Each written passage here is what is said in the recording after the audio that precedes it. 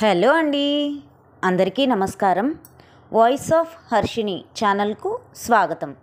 ఈరోజు మనం గొర్రెపాటి శ్రీను గారు రచించిన జీవితం అంటే కథను విందామండి. ఆఫీస్లో తన చైర్లో కూర్చున్నాడు శివాజీ. తనకు రాబోయే మొదటి శాలరీ ఏ విధంగా ఖర్చు చేయాలా అని ఆలోచిస్తున్నాడు అతడు.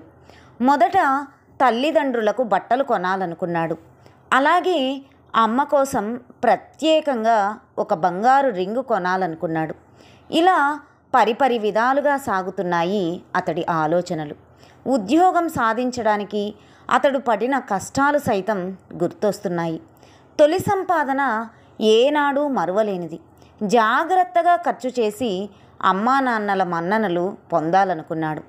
వాళ్ళు పడిన కష్టానికి తగిన ఫలం తన అభివృద్ధి అనుకున్నాడు.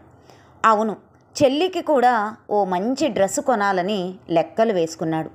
మిగిలిన డబ్బులు అకౌంట్లో ఉంచి పొదుపుగా ఖర్చు చేస్తూ ఆర్థికంగా నాన్నకి తోడుగా ఉండాలనుకున్నాడు.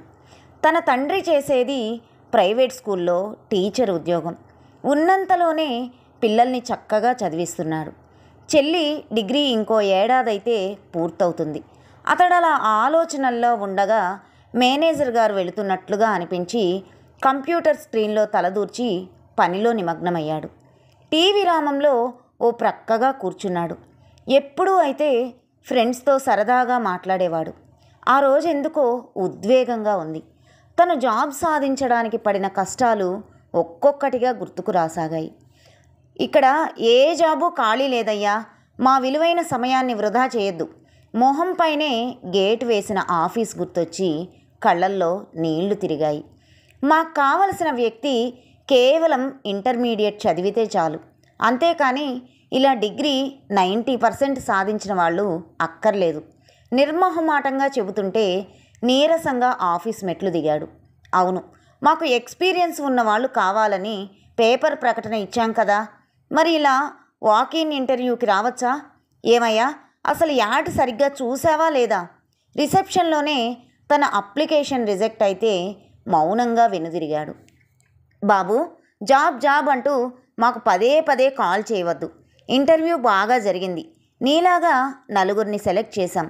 అందుకు అవసరమైన పర్సన్ ఒక్కరే. సో 2 రోజుల్లో మీకు కాల్ వస్తుంది, మీరు సెలెక్ట్ అయినట్లయితే. కొద్ది క్షణాలు నీ సమస్య అర్థమైంది, కాల్ రానట్లయితే యు ఆర్ నాట్ సెలెక్టెడ్ నవ్వుతూ చెప్పిన మాటలు గుర్తొచ్చాయి. వారం రోజులు కాదు కదా, 10 రోజులైనా కాల్ రాలేదు. నీరసంగా అనిపించింది అతనికి. తండ్రి పిలుస్తుంటే తండ్రి ఎదురుగా నిలబడ్డాడు. చిన్నా, నాకు తెలిసిన ఓ పెద్దాయన ఉన్నారు. ఆయన్నేమైనా నీకు జాబ్ చూడమని అడిగేదా? ఆయన మనకి సాయం చేస్తారన్న నమ్మకం నాకుంది. లేదు నాన్న, ఎంత కష్టమైనా పర్లేదు, నేనే జాబ్ సాధిస్తాను. డిగ్రీ చదువుకున్న నా క్వాలిఫికేషన్కి తప్పకుండా ఉద్యోగం వస్తుంది. ఇంకా ఎంతకాలం? ఇప్పటికే 4 నెలలు అవుతోంది. నువ్విలా కాలయాపన చేస్తుంటే నీరజ డిగ్రీ కూడా పూర్తవుతుంది. శివాజీ మనసు చివుక్కుమంది. ఎదురుగా ఉన్నది తండ్రి కదా అనుకుని మనసుకి సర్ది చెప్పుకున్నాడు. ఆ రోజు రాత్రి, ఒరేయ్ చిన్నా, నేను మాట చెబుతాను, గుర్తుంచుకో. నేడు నువ్వు చేసే ప్రతి ప్రయత్నం రేపు నీ భవిష్యత్కి చక్కని బాటలు వేస్తుంది. ఓటములు అవమానాలు ఎదురైనప్పుడు నిరుత్సాహపడకుండా భవిష్యత్తు మీద ఆశతో జీవించాలి. నువ్వు తప్పకుండా జీవితంలో పైకొస్తావు. ఆశ మనం ఏ స్థితిలో ఉన్నా నిలబెట్టే చైతన్యం. నిరాశ మనం విజయాల బాటలో ఉన్న అధఃపాతాళానికి చేర్చే అగాధం. శ్రీ వెంకటేశ్వరుని ఆశీస్సులతో నీకు అంతా మంచే జరుగుతుంది. చిన్ని చిన్ని అపజయాలను తట్టుకున్నావనుకో, రేపటి మన విజయాలు నీకోసం నిరీక్షిస్తాయి. అమ్మ మాట గుర్తుపెట్టుకో. తన తల్లి సాక్షాత్తు శ్రీ మహాలక్ష్మీదేవిలా కనిపించింది ఆ సమయంలో అతనికి. ఓ చల్లని చిరుగాలి అతడిని తాకుతూ వెళ్ళింది. ఆ స్పర్శ మేఘన తాలూకు జ్ఞాపకంలా అద్భుతంగా ఉంది. ఎప్పుడు వచ్చి ఆఫీస్లో తన చైర్లో కూర్చున్నాడో కానీ ఆగకుండా అతని టేబుల్పై ఉన్న ల్యాండ్లైన్ ఫోన్ మ్రోగుతోంది. ఈ లోకంలోకి వచ్చి ఫోన్ లిఫ్ట్ చేశాడు. అవతలి వాళ్ళు చెప్పిన మాట విని ఒక్కసారిగా నీరసం ఆవహించగా సీట్లోకి జారగిలపడ్డాడు. అలా జరగకపోతే బాగుండు. అరే అనుకుంటూ వేగంగా మెట్లు దిగి తన బైక్ దగ్గరకు వచ్చాడు. తన బైక్ ఇప్పుడు కేవలం 10 కిలోమీటర్లు సైతం ప్రయాణించలేదు. ట్యాంక్ నిల్లన్నట్లుగా చూపిస్తున్న నీడిల్ వైపు చూస్తూ తలదించుకొని షిట్ అనుకున్నాడు నిస్సహాయంగా. కొద్ది క్షణాలు మైండ్ పనిచేయలేదు. వెంటనే కర్తవ్యం గుర్తుకు వచ్చింది. తాను తప్పు చేస్తున్నట్లు అర్థమై వేగంగా ఫస్ట్ ఫ్లోర్ మెట్లెక్కాడు. ఆఫీసర్ గారి క్యాబిన్లోకి వెళ్ళాడు. సీరియస్గా పనిచేసుకుంటున్న ఆయన్ని సార్ అంటూ పిలిచాడు. ఆయన ప్రసన్నంగా నవ్వుతూ చూస్తూ ఎస్ అన్నాడు. సార్ అది అంటూ తన ప్రాబ్లం గబగబా చెప్పేశాడు. ఓ మై గాడ్, అలాగా, వెంటనే బయలుదేరు అన్నాడు శ్రీరామ్. సార్ ఓ చిన్న రిక్వెస్ట్, ఓ 2000 అర్జెంటుగా కావాలి సార్. సాయంత్రం సాలరీ రాగానే రేపు మార్నింగ్ మీ బాకీ మీకు ఇచ్చేస్తాను అడగలేక అడిగాడు. సాగర్ వెంటనే తన పర్సు తీసి 500 నోట్లు 4 ఇచ్చి త్వరగా వెళ్ళు అంటూ హడావిడి చేశాడు. 1 మినిట్ అంటూ బాస్ పిలుస్తుంటే అన్ని వర్క్స్ అప్డేట్ ఉన్నాయా? లేకుంటే చెప్పు, నేను చెక్ చేస్తాను. ఈరోజు మంత్ ఎండింగ్ సార్. అన్ని వర్క్స్ కంప్లీట్ చేశాను.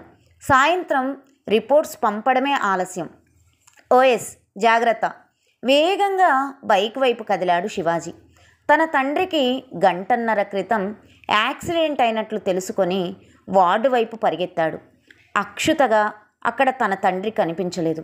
ఐసీయూలో ఉన్నాడని రిసెప్షన్లో చెబుతుంటే అటుగా వెళ్ళబోతుంటే ఐసీయూలోకి అనుమతించలేదు. ప్రక్కకు తిరిగితే కన్నీటి పర్యంతమైన తల్లిని చూసి అతని కళ్ళల్లో నీళ్లు నిలిచాయి. అమ్మా, నాన్నకేమైంది అడిగాడు.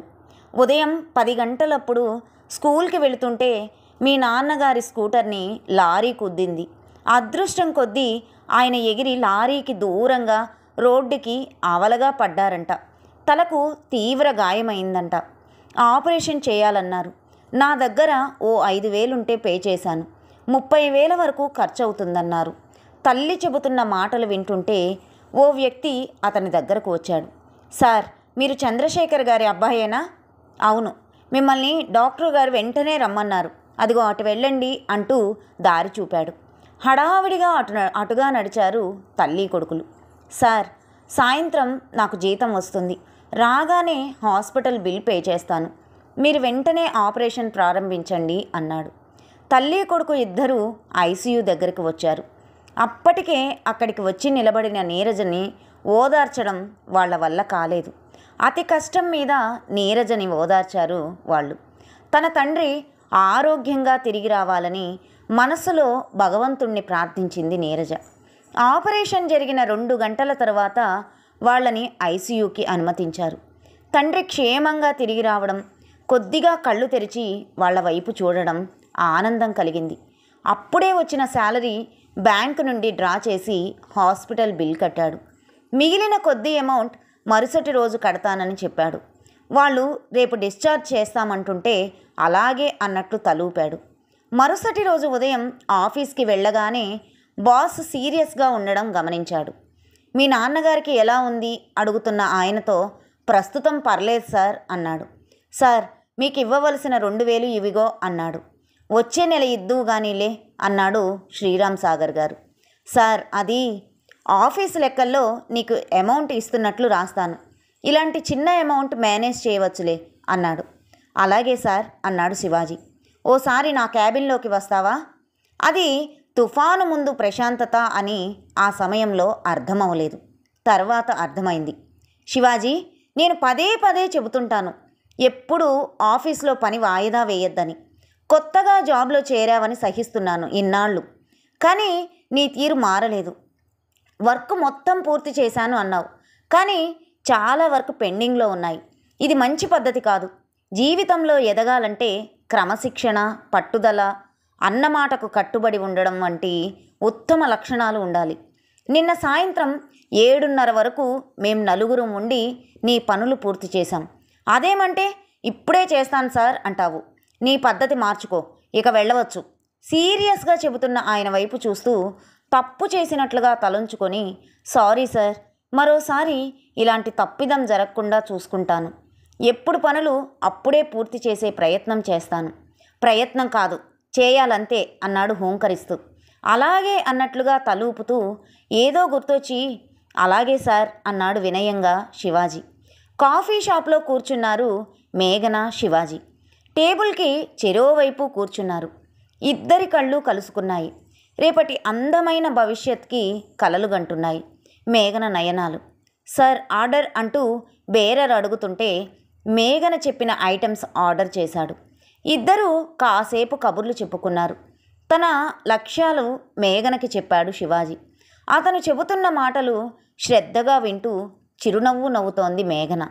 అప్పుడప్పుడు నవ్వుతున్న తన వైపు ఇష్టంగా చూస్తున్నాడు శివాజీ. ఓ అరగంట తరువాత సాయం సంధ్య వేళ అవుతున్నప్పుడు భారమైన హృదయాలతో ఇళ్లకు బయలుదేరారు. నేస్తమా, నా ప్రాణబంధము ఏనాటి అనుబంధమో మమ్మల్ని ఈనాడు ఒక్కటి చేసింది. నీ సమక్షం, నీ సాన్నిహిత్యం, నీ అనురాగం నా హృదయంలో ఆనంద పారవశ్యాలను కలుగజేస్తుంటే ఎన్నో విజయాలు సాధిస్తాను. నిన్ను అందుకోవడానికి, చేరుకోవడానికి నిరంతరం ప్రయత్నిస్తూ ఉన్నతుడిగా ఎదుగుతాను మనస్సులో అనుకుంటున్నాడు శివాజీ. మేఘన చిరుదరహాసాలు అతని హృదయాన్ని ప్రతిక్షణం సమ్మోహితుణ్ణి చేస్తుంటే నా లోకం, నా జీవితం, నా సమస్తం నువ్వే మేఘన అనుకున్నాడు. మరి నేను బయలుదేరుతున్నాను అంటూ వస్తున్న బస్సు ఎక్కడానికి ముందుకు కదిలింది. కళ్ళతో సైగ చేశాడు క్షణం ఆగమంటూ. చేయి ముందుకు చాపాడు. అతని చేయి అందుకొని సరే మరి అంటూ వస్తున్న బస్సు ఎక్కేసింది. ఉంటాను అన్నాడు అక్కడే ఆగిపోతూ. ప్రేమ మనసుల్ని కలిపే పవిత్ర బంధం. ప్రేమ హృదయాల నిండా మ్రోగే మధుమంత్రం. ప్రేమ నీకు నేను తోడున్నాను నేస్తం అని పలికే ప్రియభావన. 2 రోజుల తర్వాత సాయంత్రం 6:30 అమ్మ ఎవరితోనో మాట్లాడడం గమనించాడు శివాజీ. ఇంటికి వచ్చిన శివాజీ వైపు అతను కోపంగా చూడడం అతనికి విస్మయాన్ని కలిగించింది. తను రాగానే అతను వేగంగా అక్కడి నుండి కదిలి వెళ్ళిపోతున్నాడు. బయటకు తొంగి చూస్తుంటే కారు దుమ్ము లేపుకుంటూ వెళుతుంది. ఎవరు లక్ష్మి వచ్చింది? ప్రశ్నిస్తున్న భర్తతో అదంతా తీరిగ్గా చెబుతానులేండి, మీరు ఆ పుస్తకం ఏదో చదువుతున్నారు కదా, అది అవ్వనివ్వండి అంది. వరండాలో నుండి ఇంట్లోకి వెళ్ళారు తల్లి కొడుకులు. ఆయన చేతిలో ఉన్న మహాప్రస్థానం పుస్తకం అందంగా కనిపిస్తుంది వాళ్ళిద్దరికీ. శివాజీ వాళ్ళ నాన్నకి సాహిత్యం అంటే ఇష్టం. అందులోనూ శ్రీశ్రీ గారి రచనలంటే మరీ ఇష్టం. విప్లవ సాహిత్యాన్ని సైతం చదువుతుంటారు. అలాగని ఆయనేమీ కమ్యూనిస్ట్ కాదు, ప్రైవేట్ స్కూల్ టీచర్. రాత్రి తండ్రి నీరజ నిద్రపోయాక తల్లి కొడుకులు ముచ్చట్లలో పడ్డారు. రే శివాజీ, నువ్వెవరైనా అమ్మాయితో స్నేహంగాని చేస్తున్నావా? అవునమ్మా, స్నేహం కాదు, ప్రేమిస్తున్నాను. అమ్మాయి పేరేంట్రా? మేఘన. అదా సంగతి. సాయంత్రం మన ఇంటికి ఒక వ్యక్తి వచ్చాడు కదా, ఆయనకు మనకు కాస్త దూరపు బంధుత్వం ఉంది. ఆర్థికంగా బాగా ఉన్నవాళ్ళు. నువ్వేమంటున్నావమ్మా? అదే పాయింట్కి వస్తున్నా. నువ్వు ప్రేమిస్తున్న అమ్మాయి వాళ్ళ నాన్న ఆయన మా అమ్మాయి జోలికి రావద్దని, మీ పిల్లాడిని హద్దుల్లో ఉంచుకోమని, డబ్బున్న వాళ్ళకి ఎరేసి ఎదగాలనుకోవడం తప్పని ఇష్టం వచ్చినట్లుగా మాట్లాడాడు. మావాడు మాకు చెప్పకుండా ఏ పని చేయడు అని ఆ పెద్ద ఆయనకి నచ్చజెప్పి పంపాను. మరి ఈ సంగతి నాన్నకి చెప్పావా అమ్మా? ఆయనకు నేను ఎలాగోలా ఈ సంగతి చెబుతాలే కానీ పెద్దోళ్లతో మనకెందుకు వచ్చిన గొడవరా? అది కాదమ్మా, నువ్వు ఇంకేమీ మాట్లాడవద్దు, నా మాట విను. మనకు తగిన సంబంధం కాది, అంతే. మౌనంగా ఉండిపోయాడు శివాజీ. అతని మది కలవరం చెందుతోంది. రాత్రంతా నిద్ర పట్టలేదు. మేఘన లేకుండా తను జీవించగలడా? ప్రశ్నించుకున్నాడు పదే పదే. ఇటీవలే ఓ పెళ్లిలో పరిచయమైన ఒక అమ్మాయి మీదే తనకింత ప్రేమ భావన కలిగాయంటే 22 సంవత్సరాల నుండి తామే లోకంగా జీవిస్తున్న అమ్మకి నాపై ఎంత ప్రేమ ఉండాలి? ఆ ఆలోచనలో సతమతమవుతుండగా సివిల్స్ పరీక్షల ప్రిలిమినరీ రిజల్ట్స్ వచ్చాయి. తను ఫైనల్స్ సెలెక్ట్ అయ్యాడు. మెయిన్స్ క్వాలిఫై అవ్వలేకపోయాడు. అందుకు కారణం తన ప్రయత్న లోపమే. గ్రహించిన ఇప్పుడు ఏమీ చెయ్యలేని నిస్సహాయ స్థితి. తనని కలవడానికి అప్పుడప్పుడు కాల్ చేస్తున్న మేఘన కాల్ని లిఫ్ట్ చేయడం లేదు శివాజీ. ఓ రోజు ఆఫీస్ దగ్గరికి వస్తే ఇష్టం లేనట్లుగా మాట్లాడి పంపాడు. జిఆర్ గ్రూప్ ఎండి గారి అమ్మాయి నీకోసం వచ్చిందేంటి? అడుగుతున్న కొలీగ్కి సమాధానం చెప్పకుండా మాట దాటేశాడు. ఆ రోజు శివాజీ ఇంటికి వెళ్ళేసరికి ఇంట్లో సాంబశివరావు బాబాయ్ ఉన్నాడు. చాలా రోజుల తర్వాత ఇంటికి వచ్చిన బాబాయ్ సంతోషంగా మాట్లాడాడు శివాజీ. అన్నయ్య, ఉత్తమ ఉపాధ్యాయులుగా రాష్ట్ర స్థాయిలో మీరు పేరు తెచ్చుకొని నిన్న హైదరాబాద్ వెళ్ళి అవార్డు తీసుకురావడం మా అందరికీ గర్వకారణం. ఎందరో పేద విద్యార్థులకు ఆర్థిక సాయం చేయడం, బట్టలు కుట్టించడం, వాళ్ళ అవసరాలు కనిపెట్టుకుంటూ వాళ్ళు జీవితంలో పైకి వచ్చేలా కృషి చేసిన మీ అభ్యుదయం ఆదర్శవంతం. నేడు మీ శిష్యులు ఉత్తమమైన ఉన్నతమైన స్థానాల్లో ఉండి ఇదంతా మీ చలవే అని చెప్పడం నిజంగా ఘనమైన విషయం. ఆపకుండా మాట్లాడుతున్న సాంబయ్య బాబాయ్ మాటలకి అడ్డు వచ్చాడు చంద్రశేఖర్. గుర్తుంచుకొని గౌరవిస్తున్నారంటే అది వాళ్ళ విజ్ఞత. ఆ వినయం, విధేయత వాళ్ళు నేడు స్థాయిలో ఉండడానికి కారణం.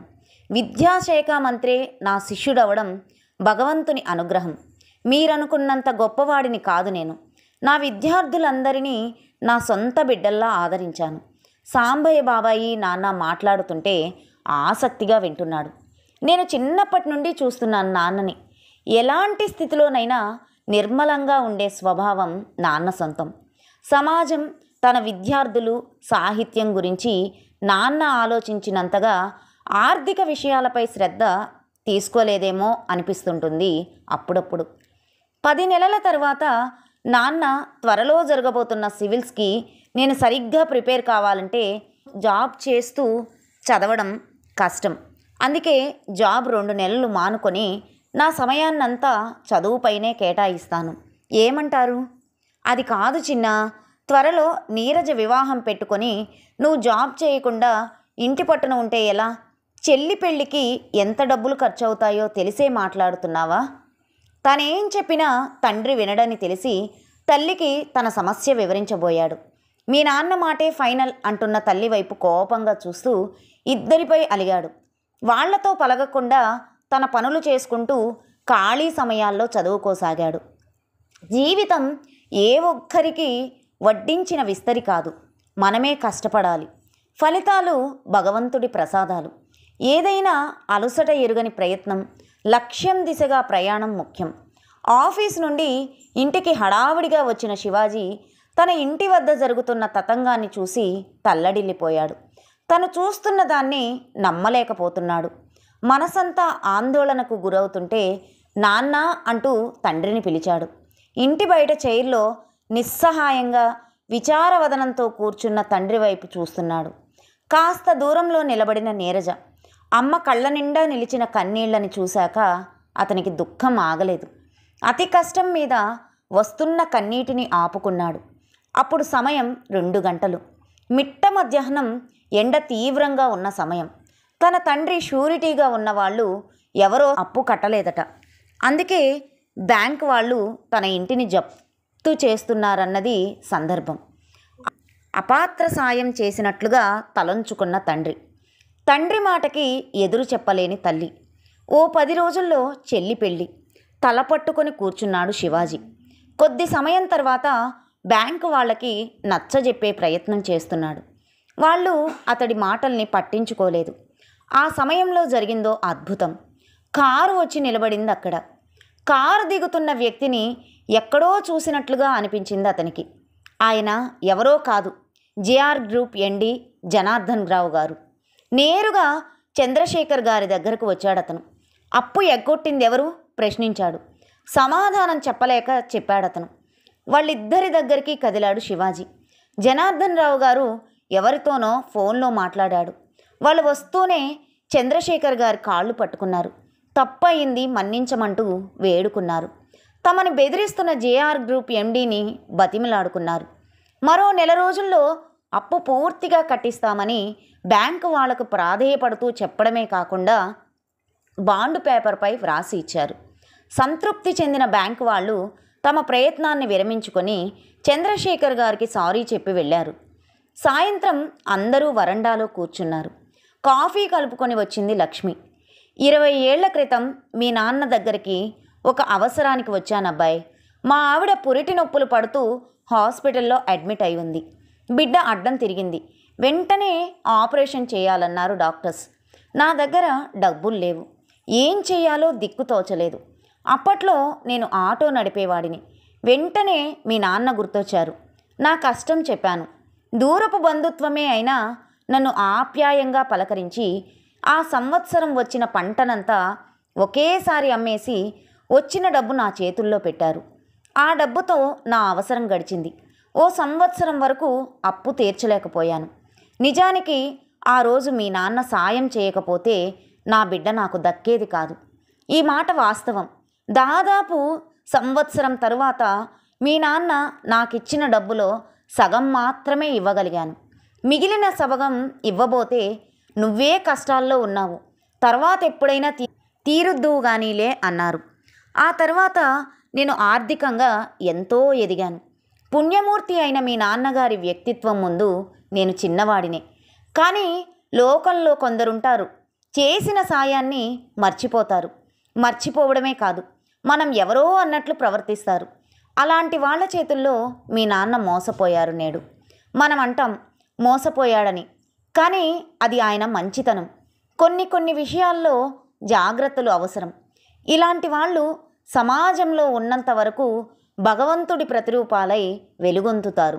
ది గ్రేట్ చంద్రశేఖరరావు గారిలాగా. నమస్కరిస్తూ అతను అంటున్న మాటలు శివాజీ, లక్ష్మి, నీరజ హృదయాల నిండా ఆనందాన్ని నింపాయి. నీరజ వివాహం అంగరంగ వైభవంగా జరిగింది. పెళ్లిలో ఎదురైన మేఘన, సివిల్స్ రాస్తున్నావు కదా, తప్పకుండా ర్యాంక్ సాధించాలి, all the best, love you dear అంటూ మనస్ఫూర్తిగా చెప్పింది. ఆ ఏడాది జరిగిన సివిల్స్లో అతడు మెయిన్స్కి అర్హత సాధించడమే కాదు, డిప్యూటీ కలెక్టర్ ట్రైనింగ్కి సెలెక్ట్ అయ్యాడు శివాజీ. ఓ ప్రైవేటు పాఠశాల ఉపాధ్యాయుడి కుమారుడు సివిల్స్కి అర్హత సాధించాడు. పేపర్లో హెడ్డింగ్స్ వార్త వచ్చింది. కష్టాలని ధైర్యంగా ఎదుర్కొన్న నాడే విజయాలను చేరుకోగలిగే అర్హత పొందుతామని స్ఫూర్తిగా నిలిచిన శివాజీ కథ నేటి సమాజంలో ఎందరికో ఆదర్శంగా నిలుస్తుంది. కథ సమాప్తం. ఈ కథ మీకు నచ్చినట్లయితే లైక్ చేయండి, షేర్ చేయండి, కామెంట్ చేయండి. నా ఛానల్ను సబ్స్క్రైబ్ చేసుకొని నన్ను ఎంకరేజ్ చేయండి. ఉంటానండి.